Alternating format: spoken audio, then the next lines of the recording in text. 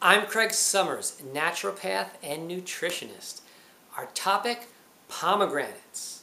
You know, the pomegranate has been cultivated since ancient times, and there are numerous references to the fruit in the Bible. In fact, some Jewish scholars believe that the pomegranate was the forbidden fruit in the Garden of Eden. Let's take a look and see what the current science has discovered about this superfruit. In both preliminary laboratory research and clinical trials, researchers concluded that pomegranate juice may be effective in reducing certain heart disease risk factors, including LDL oxidation, macrophage oxidative status, and foam cell formation. A macrophage is a type of white blood cell that engulfs and digests cellular debris and foreign substances. Foam cells are a type of macrophage often seen in atherosclerosis.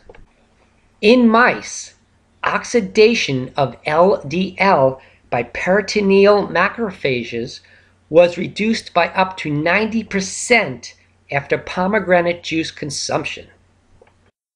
In a study of people with high blood pressure, consumption of pomegranate juice for just 2 weeks was shown to reduce systolic blood pressure.